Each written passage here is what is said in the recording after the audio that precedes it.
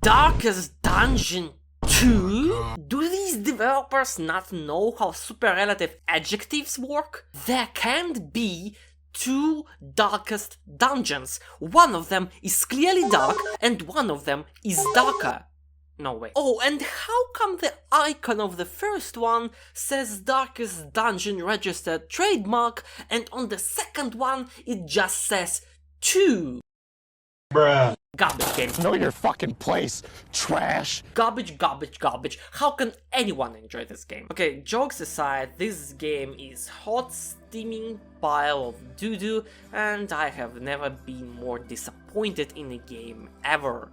The game has so many design flaws that you would think by this time, but 20 and hacking 23 game developers would learn to implement properly. Like, what the heck? I opened the game and what is this? Where is the battle pass? Where is the deluxe edition RGB cape for $100? Where are the microtransactions? Where are the digital NFT souls of the... I can't believe it's not a bit. I can't. Garbage. Unplayable and uninstalled. Now go play a better game instead. Not so long ago, Darkest Dungeon 2 has been released and oh my god was I excited. I am a huge fan of the first title, I replayed it a gazillion of times and I was really eager to see what the team has came up with. And I was not disappointed. The game is amazing, but in my opinion, there's a lot of work to be done to make it better. But what is there to work on, and why is it amazing? Well friends, join me and a certain handsome Dark Souls enjoyer, DBD scorer of the first camp, and just a lovely dude named Otzdarva.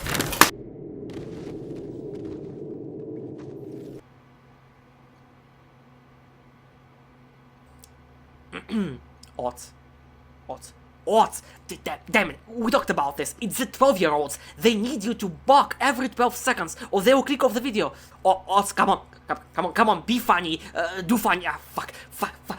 Among Us, Q Among Us now, Family Guys episode. I need the watch time. So let's not ignore the elephant in the room and state the obvious. A lot of the people are upset about this game because it is not really, well, Darkest Dungeon 1.5 they were expecting. And first things first, I don't know why they were expecting it. During the first announcement of the game, developers themselves said that it will be a completely different game. In my opinion, a lot of people are upset for no reason and just hate all the new things. So the main point of this video is to address some of the claims and point out in what way the game is amazing and in what way it is kinda failing. So me and Otzdarva teamed up in Discord to create this video, and if you are a frequent viewer of this channel, you already know that I am always right and never wrong. And with that said, let's begin and talk about the good sides of this game. This is a number. So what does the game actually succeed in? Well, the first thing that comes to mind is Nuke Occultist. You're tuned into 102.3 Nuke Radio. Warning. Nuking is now legal worldwide. Oh my god, guys, it's so good. You take a cultist, you take the warlock, and you go slam, bam, bam. Oh yeah, the paths are great. The feature that I am in love with is the paths. Basically, instead of pushing a certain playstyle with Trinkets, like I did in Darkest Dungeon 1, the game now lets you select a subclass of a character you play, making him stronger with certain skills, like for example ranged ones, in the expense of other skills becoming significantly weaker. But that's not everything. Not only does the game give you a clue of a playstyle, but it can also make the character feel completely different. Like Flagellant can become a healer out of a DPS tank, which is really cool, but there is a slight problem to that. I really like Path, but there are two things that make them bad. First, choosing the path is permanent, you cannot in any way change it after, which honestly fucking sucks. Each path usually has a certain trinket that makes it tremendously better. Some classes like the Jester are pretty much unusable without the said trinket, and since you can only pick up the said trinket randomly during the run, you cannot reliably get it, which is, you know, fine. You're not always supposed to get what you want in these games, but what if the opposite happens? Let's say I'm playing a Chemist PD and oh, what is that? A trinket that makes another my path called Surgeon completely broken. Can I use it? No. No, I can't, because the path I chose makes the surgeon skills completely unusable. I am a surgeon! Same thing happens when one of your guys gets killed. You get a random dude, which is a problem in itself, but more on that later. The character they're giving me might change the playstyle of all my guys.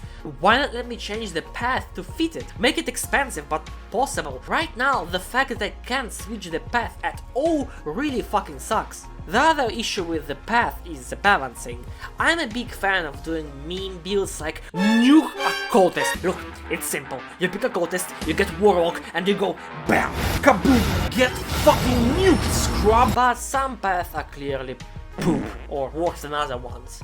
Like with this mess, Sharpshoot is the only usable one, and despite me really liking Yellow Hand, it's just so uninspired and bad. Like, I'm all for trying new things, but we're talking trading speed, the most important stat of them all, and damage over 10% lower breed resist debuff on attack?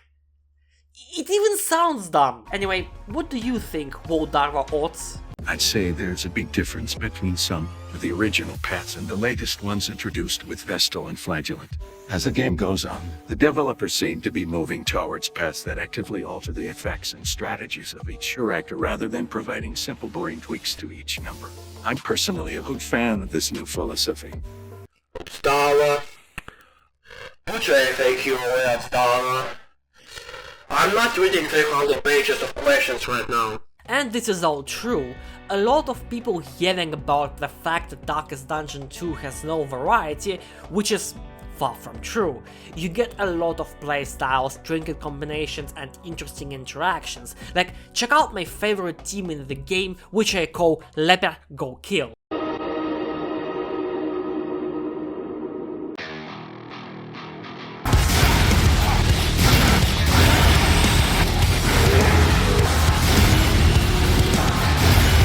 Anyway, what do you think about that, Beauty Dava? The game now has 3 excellent healers, some characters with decent healing support, and several heroes that can heal themselves if set up correctly. Furthermore, with the addition of pets, paths, and many new trinkets, many unconventional playstyles have become more than viable. I'd say Verity now is very high. Another thing I really want to commend is the trinkets. They are awesome. In Darkest Dungeon 1, the trinkets were mostly brain dead. Give 1 or 2 big stats, get dodge and stress as a drawback, that's it.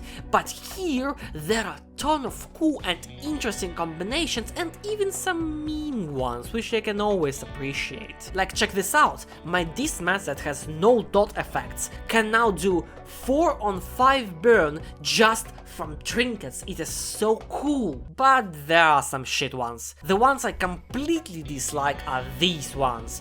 They are pretty much the same thing, but they get slightly better the more rare they are. A neat little callback to a small and underappreciated title such as Fortnite, but this is lazy. The only thing that changes with the level up is the amount of stats you get, and also it removes the drawback completely, which I really dislike. But you know what I do like? Nuke Occultist. Look, it's simple. You take a cultist, you pick Warlock, you get damage trinkets, and you go surprise motherfucker sample, or even a tactical nuke sample, and you go haha, that was funny. Anyway, take it away, Dava. New trinkets are fantastic and a huge upgrade over the original philosophy. They almost never shine on their own, but rather force you to think about how to use them carefully. And when you do, some of them are really fun and powerful. There are still several trinkets that are not really worth it, but hopefully those will get some tweaks down the line. I've been also hearing a lot of complaints about the game being way too random, and to that I always want to say, have you ever played a very fun game called Darkest Dungeon 1?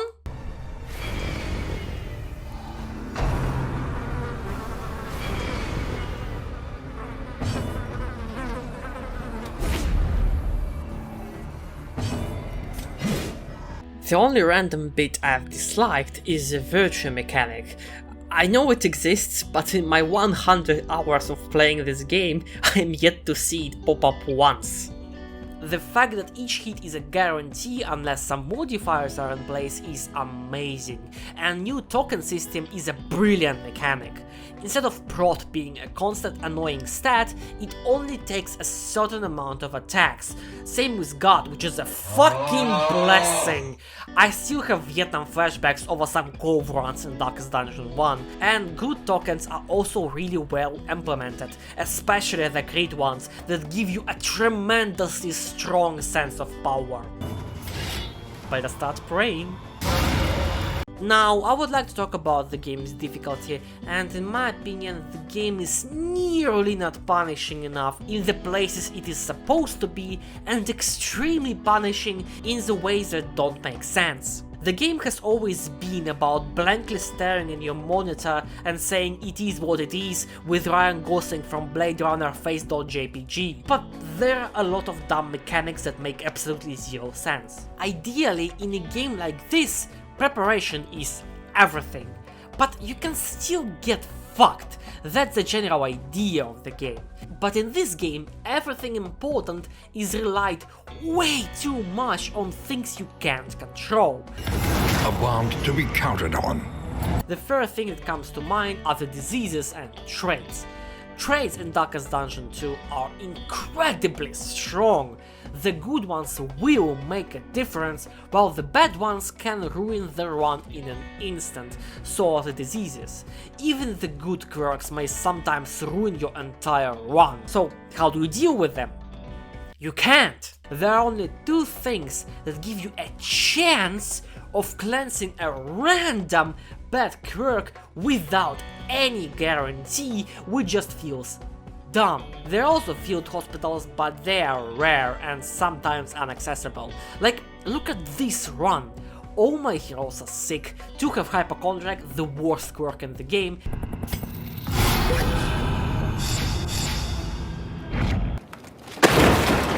And I can't cure them because field hospitals are not spawning. The quirks the characters get are completely random. You may enter a tavern, get a bad quirk, and there is nothing you can do about them. I can't fucking compete! Which is exactly what brings us to relationships. Moist or cynical?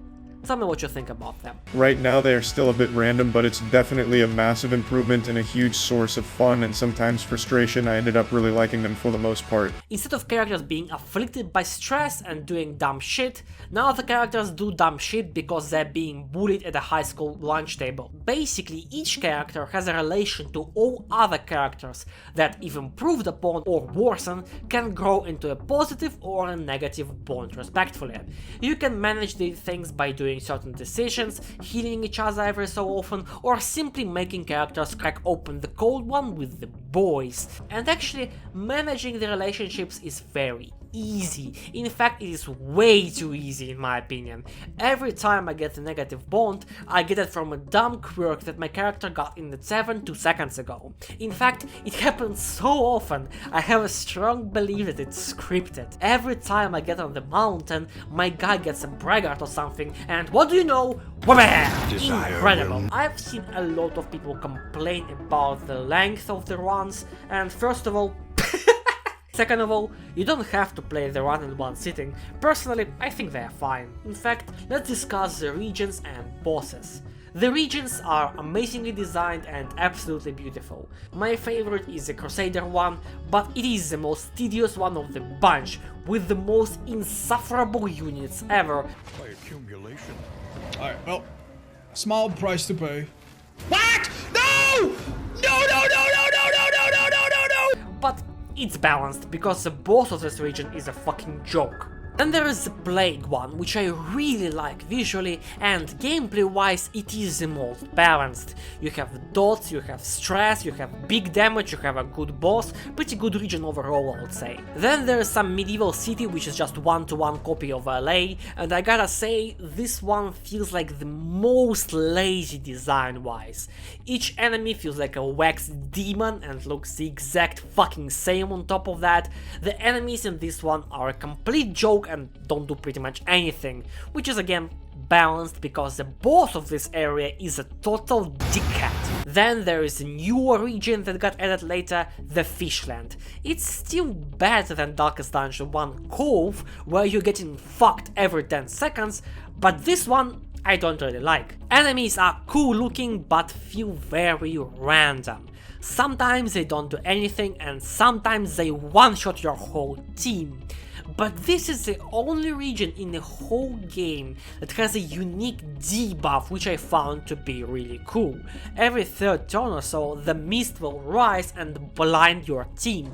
It is really cool and I wish to see more mechanics like this in the future. The boss of this region though is just Hack 2.0, but on steroids, meth, fentanyl and whatever the energy beam medic is using.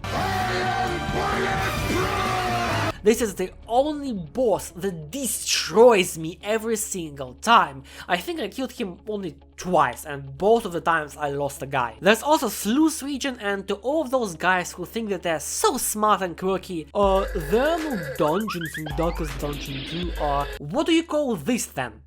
Huh?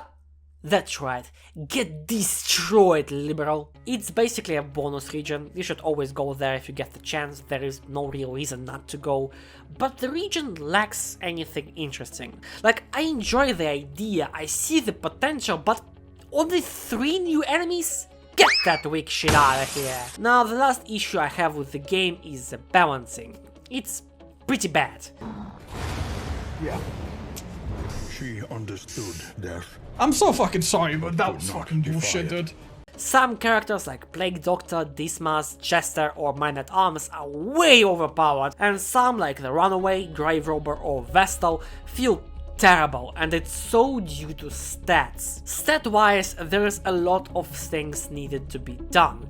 There are many frontliners, but each time it's not Man-at-Arms, you would wish for him to be back every single time. Same with the damage dealers. Sharpshooter is just the best by such a large margin. Each time you try anything else, you would wish he was here. There are only 2 stress healers in the entire game, which means you have to have either Man-at-Arms or Jester in your team, because in this game everything deals stress. Mortar, stress. Axe, stress. Big axe, big stress. Dots, stress. And even with 3, arguably 4 healers, nothing feels as effective as a Plague Doctor that can do fucking anything.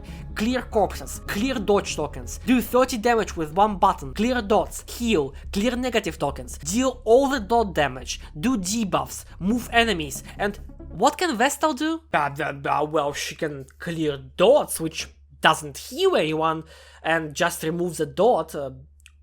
Cool, I guess. Same thing applies to last bosses, which are the only bosses in the game I dislike. They look boring and require a specific team comp to be beaten. It sounds fine on paper, like in Darkest Dungeon 2 it was the same deal some of the times. In this game you need a specific team to be built for a specific boss. Let's say you want to kill the Fanatic, right?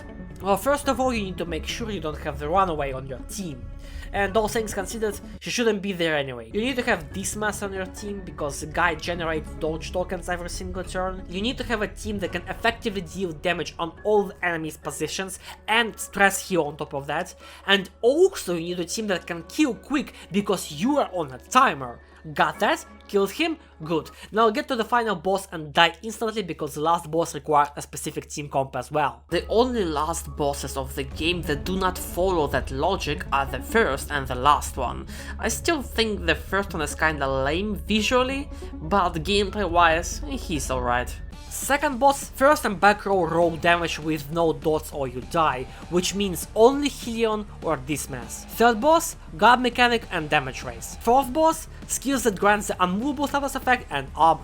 and yeah, while this mechanic can work in Darkest Dungeon 1 due to the game's structure, in my opinion it doesn't really work on this one, because there is no worse feeling than traveling to the mountain and then dying instantly because you didn't know the boss's gimmick firsthand. And it's like that it is a trick or attack, it is a necessary thing that transforms the boss from a ruthless abomination to a kindergarten story time. I really think the last bosses need tweaks to make them more fun to fight. And the last negative thing I want to mention is one of my core problems with the game. There is no real reason to stay and play further once anything bad happens.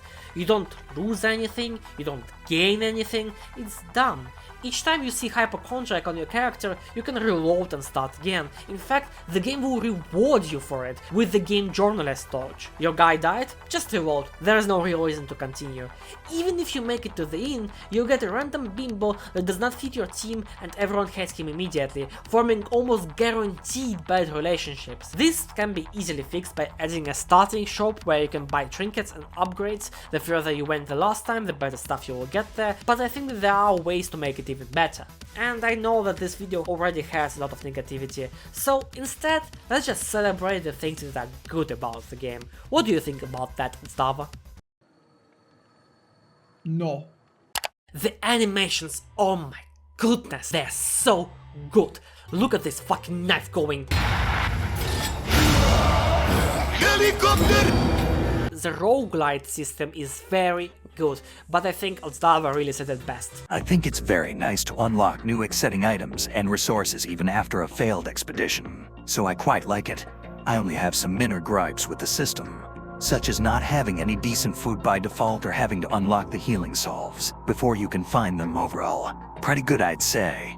And to all people who complain that you need to grind candles to win, it's bad. Otz recently did a run where he beat the first 3 acts of the game with no grinding and a completely new save file. Considering that third boss is the hardest because it's just a damage race and that always relies on landing crits and surviving death doors.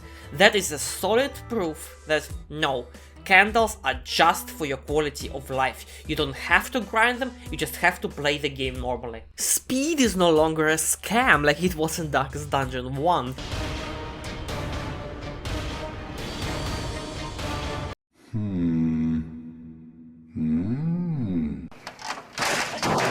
Same with marks. Actually, the new taunt token is one of my favorite gameplay changes they ever did. The inns are really well designed rest points, amazing at giving you that safe, cozy feeling in between the moments you're being gambanged by spiders and crusaders alike. The sound design is just so... No, it's actually more like... And it's actually more like... But definitely the best feature about the game is that it never has that boring game moment. Every bit about it is engaging. While you're driving, you're playing Subway Surfers, you're looking at the map, thinking of where you want to go, you're paying attention to the flame, fights are more epic instead of everyone being one-shotted in the first turn, the combat items that you keep switching in between the fights, it all keeps you hooked, invested, and keeps you coming back for more, to beat them all and to slay them all, and to be the flame burning brighter for the world to see. I love Darkest Dungeon 2, definitely one of the best games of this year. And you know why? Nuke Occultist. Holy shit, guys, this is so good. You pick a cultist, you take Warlock, and you do the ritual, and you go BAM BAM! Fuck! Actually, my biggest complaint is that the narrator is not as snarky and passive-aggressive as he's in the first one. Literally unplayable. Come on, Otzdarva, let's get the fuck out of here and play a better game.